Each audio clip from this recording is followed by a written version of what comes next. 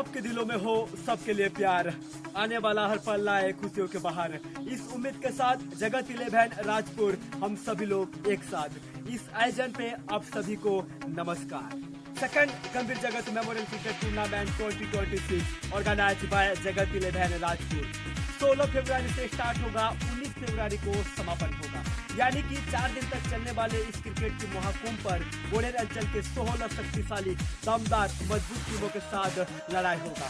जो भी team second Gambhir Jagat memorial trophy पर अपना नाम जुड़वाएगा, उसी टीम को 25,000 इनामी राशि के साथ 6 फीट का चमचमाती हुई ट्रॉफी दिया जाएगा। जो भी टीम रनर अप रहेगा, उसी टीम को भी 15,000 नगद के साथ 5 फीट का चमचमाती हुई ट्रॉफी दिया जाएगा। और जो भी खिलाड़ी मैन ऑफ द सीरीज का हकदार होगा, उसी खिलाड़ी को हीरो रेंजर साइकिल के साथ नवाजा जाएगा।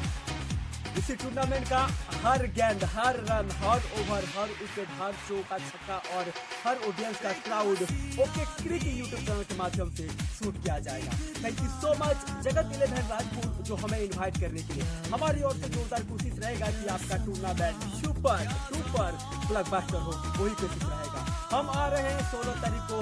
गंभीर जगत की अमर आत्मा को हमेशा हमेशा के लिए शांति, सदगति, मुक्ति मिले, वही भगवान के साथ प्रार्थना करते हैं। धन्यवाद।